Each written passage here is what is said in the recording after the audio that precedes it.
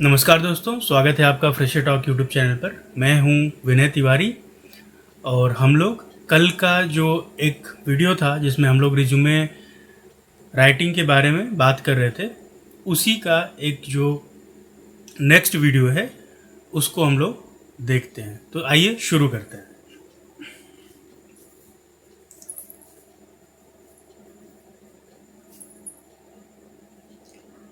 तो जैसा कि हम लोग कल रिज्यूमे एक बेटर रिज्यूमे राइटिंग के लिए हमने सारे पॉइंट्स देखे थे कि क्या क्या पॉइंट्स होने चाहिए एक अच्छे रिज्यूमे के लिए फॉर द फ्रेशर कैंडिडेट्स। तो एक सैम्पल रिज्यूमे मैंने क्रिएट किया हुआ है, वो हम लोग यहाँ पे देखेंगे। एक एक पॉइंट्स हम लोग देखेंगे। कल का वीडियो काफ़ी लंबा हो जाता, इस वजह से हमने कल वीडियो के लास्ट में इस रिज्यूमे सैम्पल को ऐड करने के लिए बोला था, लेकिन आज हम लोग एक अलग वीडियो में उसको अच्छे से देख रहे हैं। तो आइए शुरू करते हैं। तो जैसा कि हम लोग देख पा रहे हैं, ये एक सैम्पल रिज्यूमे है जो मैंने मेरे फ्रेशर टाइम से मैंने इसको यूज किया और मैंने एक्सपीरियंस पे भी मैंने सेम फॉर्मेट सिमिलर फॉर्मेट मैंने यूज किया है।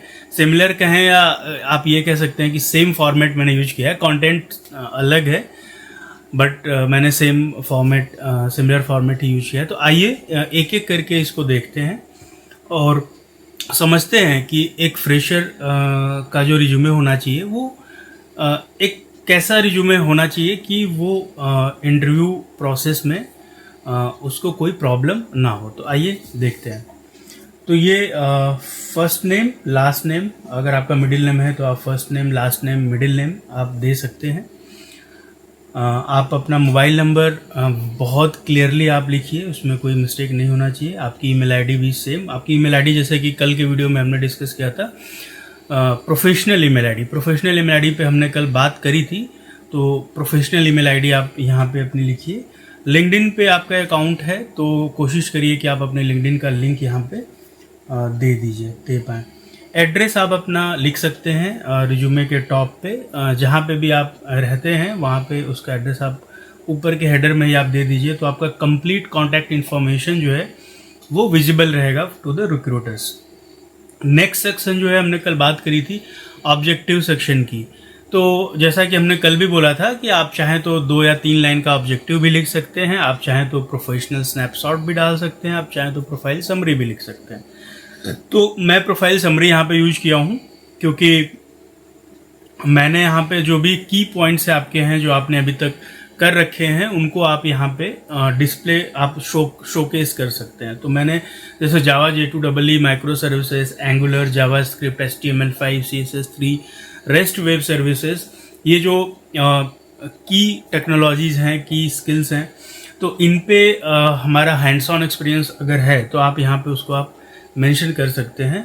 आप उप्स कॉन्सेप्ट हो गया, कोड डिबगिंग स्किल हो गई, ये एक बहुत ही इंपॉर्टेंट स्किल्स हैं जिनको आप कॉलेज में रह के भी डेवलप कर सकते हैं।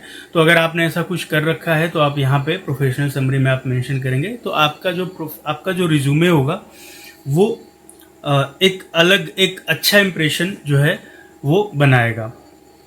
अगर आपके पास नॉलेज, आपने अपने कॉलेज सॉफ्टवेयर इंजीनियरिंग में या फिर अलग अलग सब्जेक्ट्स में आपने एजाइल टर्मिनोलॉजी के बारे में आपने पढ़ा होगा, एजाइल क्या है, स्क्रम क्या है, एक्सपी क्या है, तो उन चीज़ों को भी आप यहाँ पे डाल सकते हैं। Even though like everyone knows that कि कॉलेज में रहते हुए आप एजाइल प्रैक्टिस तो कैसे कर पाएंगे, बहुत कम चांसेस हैं, बट एटलीस्ट आपको अगर उसका नॉलेज है, आपको उसका प्रोसेस पता है, देन डेफिनेटली आप उसको यहाँ पे आप मेंशन कर सकते हैं। इसके अलावा आप अपने सॉफ्ट स्किल की चीज़ें जो हैं यहाँ पे आप मेंशन कर सकते हैं। जैसे आप आपका जो कम्युनिकेशन है वो बहुत बढ़िया है, आप एक अच्छे टीम प्लेयर हो, आप नई टेक्नोलॉजीज़ को अच्छे से समझ पाते हो, पकड़ पाते हो, वो चीज़ों को आप यहाँ पे आराम से मेंशन कर सकते हैं। तो ये हुई प्रोफाइल समरी की बात। उसके बाद जैसा कि हम लोग कल बात किए थे, आपका एजुकेशनल इन्फॉर्मेशन जो है यहाँ पे होना चाहिए, एजुकेशनल क्वालिफिकेशन, वो भी रिवर्स क्रोनोलॉजिकल ऑर्डर में। तो यहाँ पे मैंने एक फॉर्मेट दे रखा है, बट यहाँ पे आपको एक टेबल बनानी चाहिए।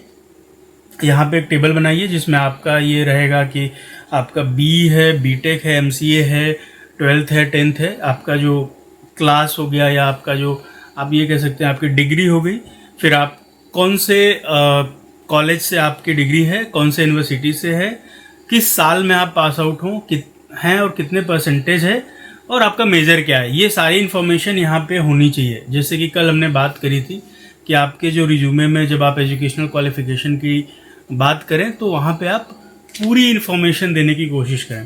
तो इस तरीके से आप एक टेबल बनाइए, उस टेबल में आप ये सारी इन्फॉर्मेशन जो हमने अभी डिस्कस करी वो आप वहाँ पे डाल सकते हैं। इसके बाद जो सबसे इम्पोर्टेंट चीज़ है वो है सर्टिफिकेशंस, ट्रेनिंग्स।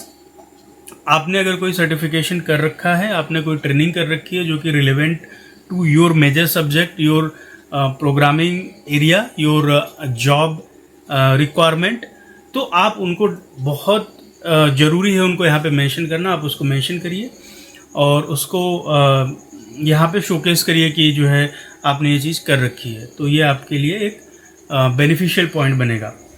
इसके बाद बात करते हैं अचीवमेंट्स की। तो अगेन अगर आपने कुछ बहुत अलग हट करके कुछ किया है ड्यूरिंग योर कॉलेज डेज, आपने कोई कुछ ऐसा टेक्निकल के फील्ड में आपने कुछ ऐसा चीज़ किया, आपने सॉफ्ट स्किल या लीडरशिप स्किल में आपने कुछ ऐसा किया है जिसके लिए आपको रिकॉग्नाइज किया गया है, तो डेफिनेटली आप उन चीज़ों को एज ए अचीवमेंट्स आप मेंशन कर सकते हैं। इसके बाद हम बात करते हैं स्किल सेट की। तो स्किल सेट में आप जो है एक कैटेगरी बना लीजिए ऐसे करके, जैसे हमने यहाँ पे आपको दिखा रहा हूँ। तो आप एक क्लाउड टेक्नोलॉजी का, जैसे हम आज के डेट में क्लाउड इज़ इन ट्रेंड, तो क्लाउड टेक्नोलॉजी में आपको अगर कुछ अमेजन वेब सर्विस आती है, आपको गूगल क्लाउड प्लेटफॉर्म आता है, तो उन चीज़ों को आप यहाँ पे मेंशन कर, जो भी आपको आता है वो यहाँ पे आप मेंशन कर सकते हैं। मैं नहीं कह रहा कि आप क्लाउड टेक्नोलॉजी को डालिए ही, बट इन केस आपको अगर आती है तो आप इस तरीके से मेंशन कर सकते हैं। यहाँ पे जो चीज़ें हैं वो मैंने एक सैम्पल के पर्पज़ से मैंने यहाँ पे डाल रखे हैं, एक समझाने के हिसाब से। आप अपने हिसाब से चीज़ों को यहाँ पे ऑर्गेनाइज कर सकते हैं। आपका जो भी स्किल सेट है आप वो यहाँ पे मेंशन कर सकते हैं।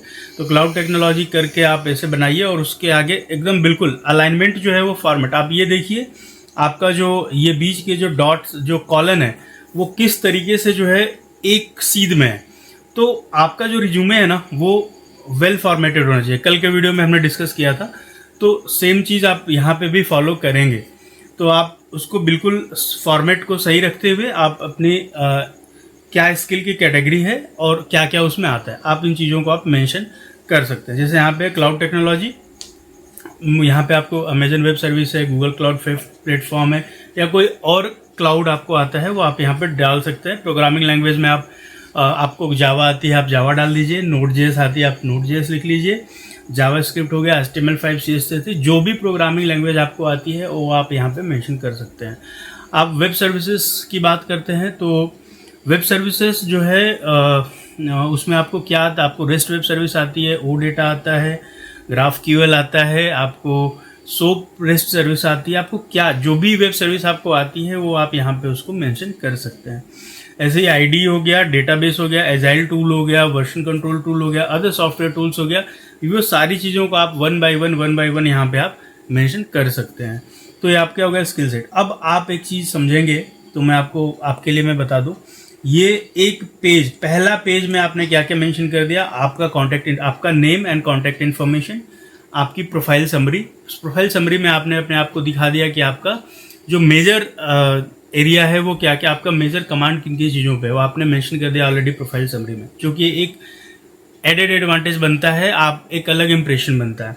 फिर आपने अपनी एजुकेशनल क्वालिफिकेशन दिखा दी, फिर आपने सर्टिफिकेशन और training relevant to the job आपने पहले पेज में दिखा दिया, आपने पहले पेज में ही अचीवमेंट्स दिखा दी, और आपने पहले पेज में ही स्किल सेट दिखा दी।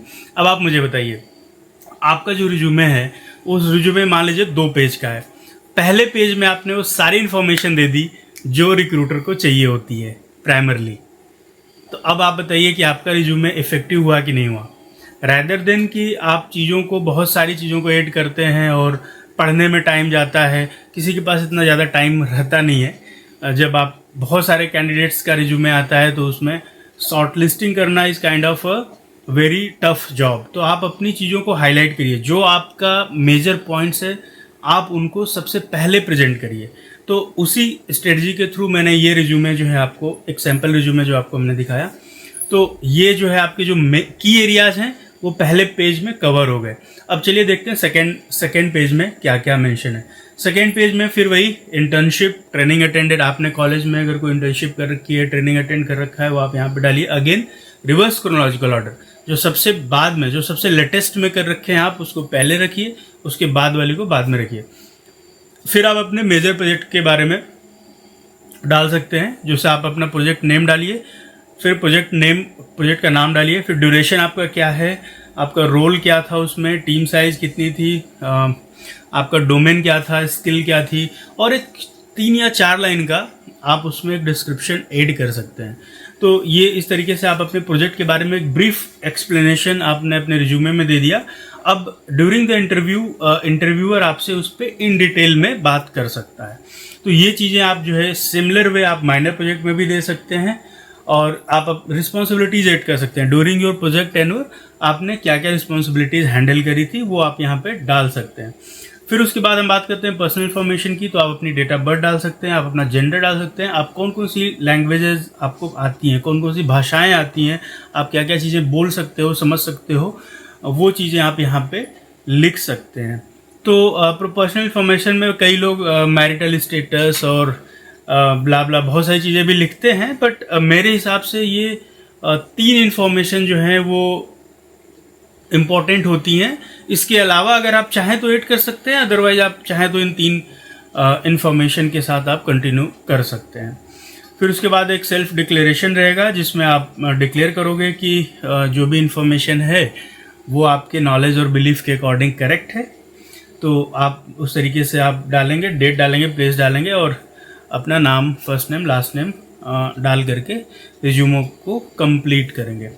अब आप इसमें देखेंगे तो हमने 2 पेज में अब हमारे रिज्यूमे को डिवाइड किया। पहले पेज में वो सारे की एरियाज को कवर कर लिए, जो पहला पेज में ही आपके सारे जो इम्पोर्टेंट पॉइंट्स हैं वो कवर हो गए।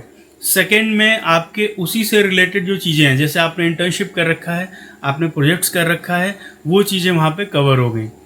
अब यहाँ पे हम बात कर लेते हैं जो कल हम बात किए थे फॉन्ट की। हमने फॉर्मेटिंग तो देख लिया, थ्रू आउट द रिज्यूमे हम लोग सेम कंसिस्टेंट फॉर्मेटिंग को फॉलो कर रहे हैं।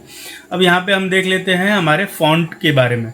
तो आप ये फॉन्ट देखिए, तो हम लोग एरियल फॉन्ट यहाँ पे यूज कर रहे हैं। तो एरियल फॉन्ट हो गया, जैसे कल हमने बात करी थी, एरियल आप यूज कर सकते हैं, कैलिब्री यूज कर सकते हैं, टाइम्स न्यू रोमन यूज कर सकते हैं।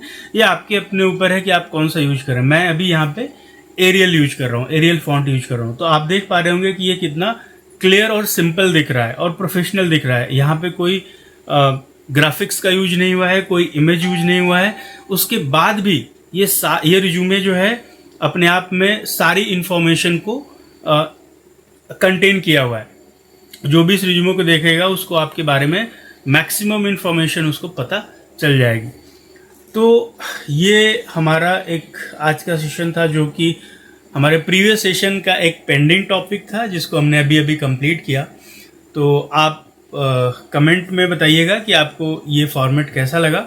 अगर वीडियो आपको अच्छा लगा तो आप वीडियो को लाइक करें, सब्सक्राइब करें, शेयर करें। तो thanks for watching this video. मिलते हैं अगले वीडियो में, तब तक के लिए आप अपना ख्याल रखें, अपनों का ख्याल रखें और खुश रहें। धन्यवाद।